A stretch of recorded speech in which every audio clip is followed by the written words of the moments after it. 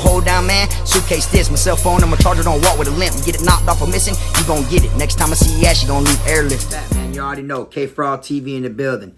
Y'all hit that like and subscribe button and make sure you hit that notification bell so you can see it first. Alright, so, you know, I've been speaking on corruption lately. You know, this ain't the first time or whatever. But I wanted to actually break this one down and get into this one because, one of these officers that I'm finna speak on was actually an officer that I came across during my bid. And he actually gave me hell for the most part at a camp I was at. Now, I told y'all before that when I was at Calhoun, you know, they got in trouble or whatever for late night. They had a little get together or whatever and got caught having Klan meetings. All right. Well, the officers that I'm speaking on right now, all three of them were actually charged and arrested for conspiracy to commit first-degree murder on an inmate. All right. Now, these three officers were part of the Traditionalist American Knights Ku Klux Klan. One of them is Charles Newcomb.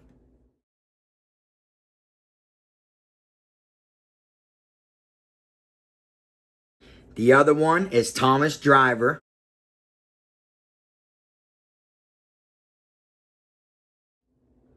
And then you have David Morin.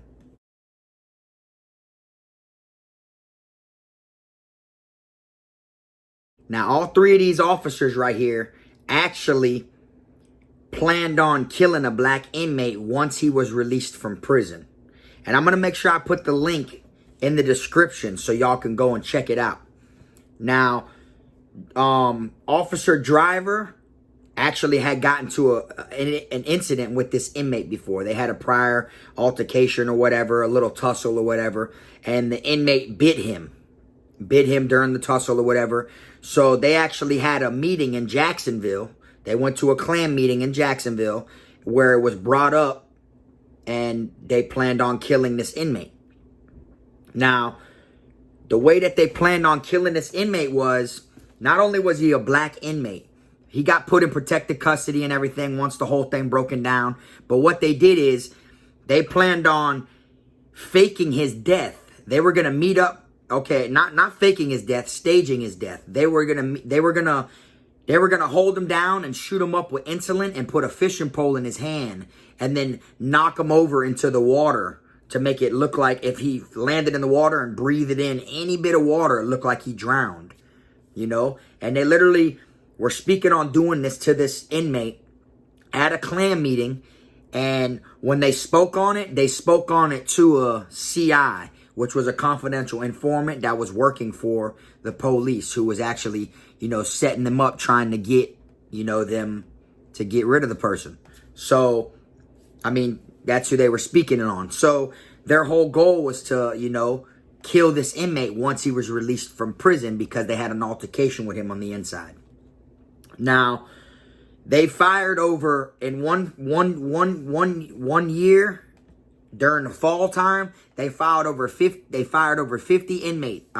officers for, you know, beating on inmates, abusing inmates, and everything like that. Now, what they did is they played along to catch these officers. They literally had the CI make a fake. They staged the inmate's death. And the CI showed the picture. It was a fake picture. They showed it to the officers. And the officers were happy about it. They shook his hand and everything. It was like a legit thing. And they didn't know that they were being set up. It was a staged killing. It didn't really go down like that.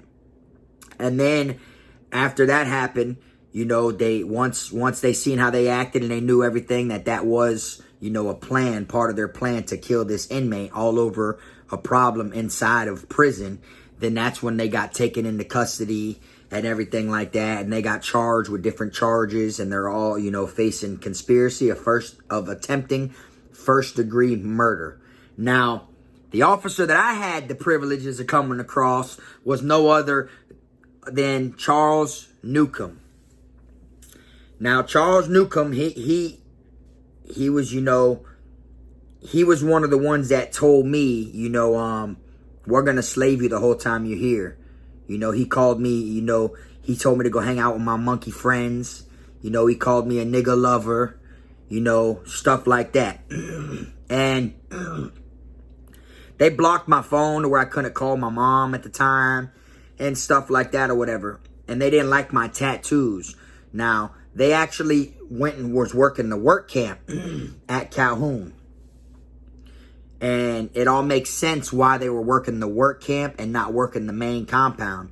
Because the work camp is a small area of only like 300 inmates. If that, there might only be 200. So they get away with so much. And then when you think about it, the work camp at Calhoun was filled with white inmates. It was like there was literally not that many black inmates at the work camp at Calhoun. And what it was is that's where all the Klan officers were working. You know, so it just shows that they get away with a lot of things. You know, that officer literally, he caught beef with me all due to the fact that when it was mail call, you know, that I was new there, I was new or whatever. And when it was time for mail, he was inside of the booth. He's putting everyone's mail up, like showing it. The camp I was at before that, you were supposed to put your ID up against the glass window so they can see that's your name in your mail. So as he's handing out mail, I took my ID and I stuck it up on the glass. He looks at it, looks at me, puts the shit to the side and starts keep calling mail. So I'm like, what? And one of my homeboys was like, don't worry, bro, don't worry about it. I'm like, what? So then I'm thinking maybe he didn't see me. Maybe he didn't see what I just showed him or whatever. So I waited till he was done calling all the inmates' mail to where I was like, I grabbed the flap, which is the flap they push out and put stuff in it, pull it in, you know, kind of like at the bank or if you go through the drive-thru at CVS, that flap, it's like that. So I'm like, hey, Sarge, I said, I put my ID up, I read him my DC number, and he's like, oh, I know you fucking nigger lover, I know. What, you think you run this fucking camp? And I'm like, nah, Sarge, what are you talking about? I'm just showing you my ID. He's like, oh, you want to put your ID on my fucking glass like you run this shit? Go hang out with your monkey friends, this and that, this and that. So then I'm like, damn, this officer's tripping, right? So then I'm like, I said, well, just to let you know, Sarge, you know, mail's a priority. It ain't a privilege. It's mandatory you give me my mail. He's like, all right, well, let's see if you fucking get it. And I remember I had, you know, some cards like from my mom or something, a letter, and 2 OK magazines. I used to get the subscriptions of magazines, all different magazines. And he didn't give me my mail. So I woke up the next morning and sitting up in the booth, like on display, was my card, just one card. You know, so that it was the other shift. So when I spoke to the officer, I said, hey, can I get my, and I stuck my thing up against the glass again right there. And the officer slid over in his chair, his desk chair, seen my ID, grabbed the thing, stuck it in the flap, gave it to me. There was no problems. Come to find out, this officer had it out for me because I was walking around with my shirt off and I got along with black people. So that's the whole reason he was mentioning shit like that. And then, like I mentioned in a video prior to this one, to where I got on the phone after that and told my old girl, I was like, my mom, and I said, man, this cracker playing with my mail, this and that, this and that, because we speak as cracker as the police, you know. So then once I said that, that's when the officers grabbed me and all this other stuff when I came back from canteen. And, you know, they threatened me, the whole 9 or whatnot. And they felt really, you know, insulted that I'm white and I said the word cracker over the phone about an officer. But really it was the police. That's how we speak on it. Be like, oh, there go the crackers, you know. So I had the meeting, I actually had the time to come across this officer who was actually arrested for this Klan meeting stuff, you know. And it just shows that they get away with it. See, this was up there in Bluntstown. This was up there in the Panhandle, you know, in Calhoun. This was Bluntstown, Florida, which it's just a small little hick-ass town, you know. Like, everyone there hangs out together. Everyone there goes to the same places together. You know, they even have some shit up there called Goat Festival where people go and fuck goats. You know, the officers be talking about that. Some weird shit. You know, that little flyer actually comes into the prison when Goat Festival's coming. Like, they got some other shit going on up there. It just shows how they were planning on killing this inmate when he got out of prison, you know, and it was because he was a black inmate and he got in a scuffle with one of them. You know, that's why I feel like, you know, the crimes committed on the streets and people put in prison is an outrageous number. But it doesn't outweigh the number of corruption that is going on in prison. You know? But I just wanted to come on here and I wanted to explain that shit, you know, about these 3 officers, you know. Now, the same officer that I'm speaking on, Charles Newcomb, he actually was arrested. Check this out. He was actually arrested last for impersonating a cop. He was doing shit on the streets, acting like he was a cop, impersonating being an officer. You know, shit like that. Get behind you. You know, had the little lights, put the lights in his car, pull you over, pull over, make you pull over and shit, and do whatever it is. Raid your house or whatever, and he wasn't even a cop. You know what I'm saying? So it just shows, like, the hate runs deep when it comes to inmates and officers, like inmates and COs, but it's even deeper when it comes to race. You know, like, in the Panhandle up there, like I said, you know, I even had a black officer, you know, come up to me and tell me go hang out with my monkey friends. Oh, look, there go the white monkey. There goes a white monkey. You know what I'm saying? He was a black officer and he was saying this. He had dip in his mouth. Saying, call me a white monkey and all this other shit. You see, they're just raised different up there. You know what I'm saying? Like, the race, and then they get a job because they live out there in the sticks, live out there in the boondocks somewhere, to where, you know, they get away with majority stuff that we want to get away with and living in a city. So really, they be just as bad as the people they're in there, you know, directing and yelling at and shit like that. They're just as bad, but they got away with majority of it because they live out there in the middle of nowhere. You see what I'm saying? And these are the type of people that they give jobs to. They give jobs to people that just, as long as they got a clean background, as long as they ain't got no charges, you can get the job.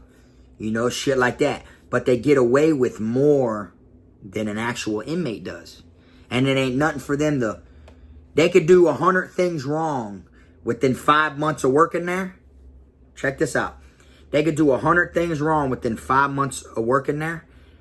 And they can turn it all around onto inmates.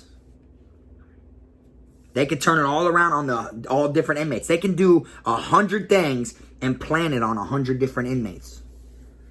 And take them inmates to the box, write paperwork, DRs, you know, walking DRs, whatever it is they give them, and all that. And then and next thing you know, they go from being a TA to an officer, from an officer to a sarge, from a sarge to the captain and LT or whatever it is. You see, so they work their way up there by writing false paperwork on inmates when really they're the crooked one. Because the higher position they get, the more doors open for them, the more access they have to get away with shit. You see what I'm saying? So I just figured I'd come on here and I'd address this and I'd bring this shit up about these 3 crooked ass officers. Because like I said, there's good crooked ones and bad crooked ones. These ones right here are straight shit eaters. And they literally were going to stage a black inmate's death. You know, because they got in an altercation with him while he was there. They were going to stage it and put a fishing pole in his hand and everything. Like, this is literally what they were saying.